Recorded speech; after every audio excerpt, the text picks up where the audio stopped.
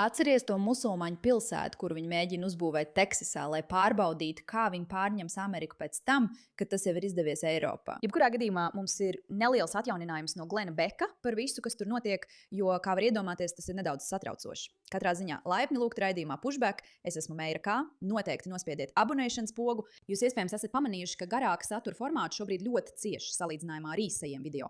Un tikai ar garāku saturu ir iespējams patiesi izglītot un informēt. Tāpēc, ja jūs atbalstat satura veidotājus, kuri cenšas runāt par svarīgām lietām, noteikti abonējiet un kopumā iesaistieties garāka satura skatīšanā. Labi, paskatīsimies Glenu Beku un jaunāko informāciju par to, kā Amerikā varu pārņem Teksasas islamisti. Pastāst man vispirms, kas notiek ar šo Epic City projektu, ar Meadows? Jā, šī grupa, lai kā viņi sevi sauktu, sākotnēji saucās Community Cal, agrāk zināma kā Epic City, musulmaņu dzīvojamais projekts. Patiesībā manā apgabalā, blakus vietai, kur tu agrāk dzīvoji, Kolinas apgabalā. Un viņi iesūdzēja Teksasas darba spēka komisiju, apgalvojot, ka komisija bija piekritusi noteiktiem nosacījumiem, bet vairs tos neievēroja. Epic vairs nepārkāpa mājokļu vienlīdzīgas pieejamības likumus. Diemžēl Epic gadījumā tika iesniegts vēl vairāk sūdzību, un darba spēka komisija atklāja vēl vairāk pārkāpumu. Un tad sāka darboties HUD. Starp citu, tas ir tas, ko viņi dara. Viņi pastāvīgi iesniedz, cenšoties panākt savas tiesības, cenšoties atgūt savas konstitucionālās tiesības. Un tam ir liela leģitimitāte, jo Amerika cenšas pēc iespējas vairāk aizsargāt reliģiskās brīvības. Tomēr šeit ir jautājums, kur mums visiem jāuzdod sev atkal un atkal. Kurā brīdī, ja jums ir politiska dienas kārtība, kas izliekas par reliģisku dienas kārtību, kurā brīdī mēs sākam teikt, ak, šī nav reliģiskā brīvība, šis ir politisks pārņemšanas mēģinājums. Tagad, protams, šis ir jautājums, uz kuru ir sarežģīti atbildēt, jo tad varētu sākt strīdēties visos iespējamos virzienos.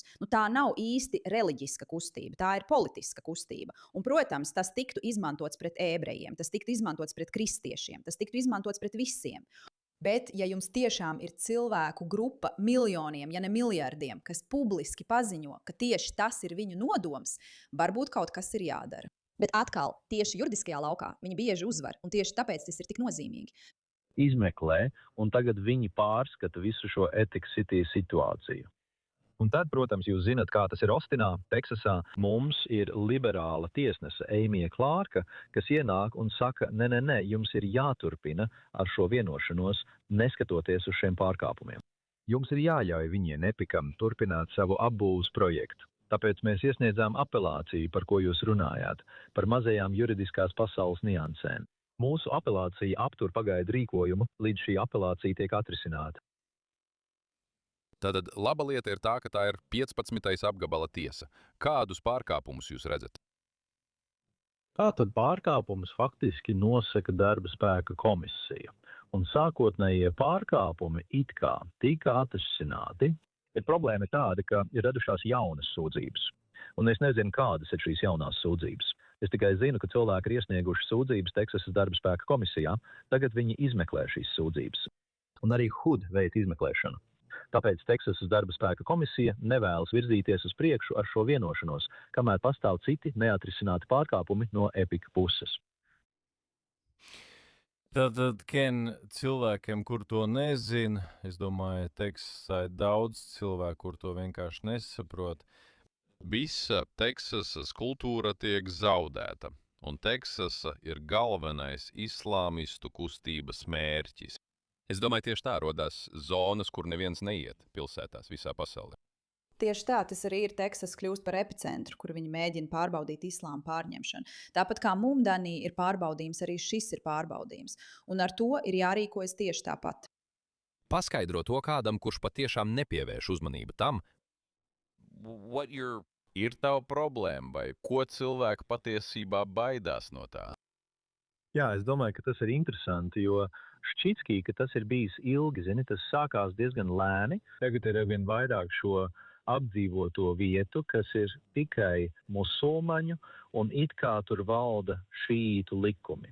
Protams, cilvēkiem ir tiesības pielūgt, kā viņi vēlas, bet viņiem nav tiesība noteikt savus likumus. Un viens no iemesliem, kāpēc mēs iesūdzējām EPIK atsevišķi no šī darba spēka komisijas jautājuma, bija tas, ka mums šķitskīja, ka viņi pārkāpj mūsu štata un federālos vērtspapīra likumus. Un mēs uzskatām, ka ir arī citi jautājumi, kas saistīti ar to, kā viņi strukturē darījumu, kas ir nelikumīgi. Un mēs noteikti uzskatām, ka viņi ir pārkāpuši mājokļu diskriminācijas aizliegumu likumus, kuru ievērošanu mēs īsti nevaram panākt, vismaz federālos. Bet, ziniet, ja jūs dzīvosiet mūsu valstī, jums ir jāievēro mūsu štata un federālie likumi. Un jums ir jāievēro mūsu konstitūcija. Jūs nevarat izveidot savu mazo kopienu un tad izlemt, ka noteiksiet savus likumus, kas ir atsevišķi un atšķirīgi no valsts likumiem. Un tieši tas arī notiek. Kāpēc viņi tik ļoti vēlas izveidot tik lielu musulmaņu kopienu, īpaši Teksasā? Cik daudz šādu apbūvju tur ir? Un kāpēc Teksasa ir tik liels mērķis? Paskaties, es domāju, es nezinu, bet var tikai pieņemt, ka šī ir diezgan svarīga štats. Ja tā nepaliek stipra, ja tā nepaliek patiešām konservatīva, ja tā nepaliek par republikāņu štatu, tad visa valsts no tā cietīs. Un iespējams, mēs varbūt vairs nekad neievēlēsim kongresā republikāņu vairākumu vai republikāņu prezidentu. Starp citu, šī ir tā stratēģija, vai ne? Mēs esam runājuši par stratēģiju no imigrācijas skatu punkta. Viņi virza pret aizvērstus uzskatus. Viņi virza šo dienas kārtību, lai varētu ievest daudz cilvēku, kuri balsos par kreisajiem. Jo tas ir ļoti vienkārši. Islamisti zina, ka pret republikāņiem viņiem nav nekāda izredžu. Viņiem vienkārši nav nekādu izredžu, jo republikāņi caurskata viņu dienas kārtību, bet demokrāti tam ir pilnībā noticējuši. Tāpēc dienas kārtība ir tāda. Darīsim tā, lai demokrāti vienmēr uzvarētu katrās vēlēšanās. Kā to panākt? Pirmkārt, mēs ar viņiem manipulējam labi, liekot domāt, ka viņi cīnās pret pašu sliktāko pasaulē.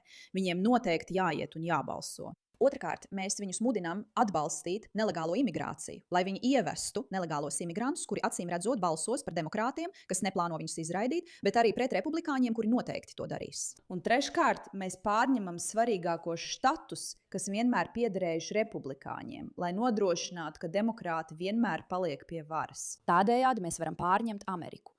Tā ir islamistu domāšana, un tieši tāpēc viņi sāka ar Teksasu. Ja viņi var pārņemt republikāņu bastionu, jo ik viens ārpus Amerikas zina, ka Teksasa ir republikāņu štats, visi to saprot un tā arī jūtas. Tāpēc, ja mēs varam pārņemt Teksasu, mēs varam pārņemt visu. Tas ir tik vienkārši, tā ir tik viegli saprotama stratēģija, ka tu to saproti. Viņi vēlas ārkārtīgi izskalotus cilvēkus, kuri notic noteiktai retorikai. Viņi vēlas, lai ienāk daudz imigrantu, kuri balsos tikai par tiem, kas viņus neizraidīs. Un viņi vēlas pārņemt štatus, kas ir izšķiroši republikāņu uzvarai. Vienkārši paveikts, viegli. Nezinu, kāpēc cilvēki to nesaprot. Un tieši tāpēc jūs šobrīd redzat šo apzināto rīcību Teksasā.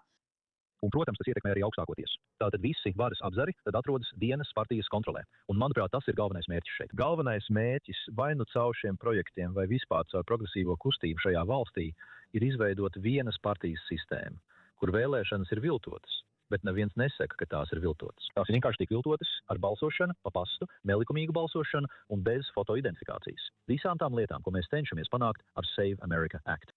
Un izskatās, ka mums ir godīgas vēlēšanas. Gal galā tas, ko vēlas demokrāti un progresīvie, ir vienas partijas valsts, kur lielākā daļa vēlēšana ir viltotas, bet viņi nekad nesaka, ka tās ir viltotas. Un viņi kontrolē valdību, ziniet, ar dažu cilvēku starpniecību. Tas ir tas, ko viņi vēlas.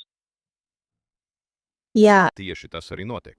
Tieši to viņi arī vēlas. Un atkal viņi nemēģina to viltot, ielaužoties sistēmās un infrastruktūrā, jo tad to varētu izsekot. Viņi cenšas to viltot, mainot demogrāfiju tā, lai tā atbilstu viņu politiskajām vajadzībām.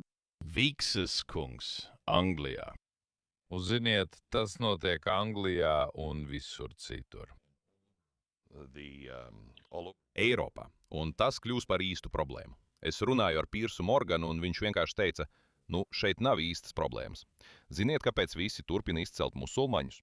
Es nedomāju, ka kāds izceļ musulmaņus. Jūs izceļat islamistus.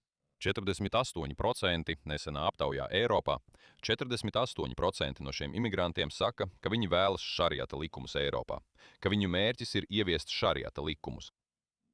Un tas ir viņa mērķis arī Amerikā. Šariata pārņemšana visur, kur vien iespējams, jo tā ir viņu reliģiskā pārliecība.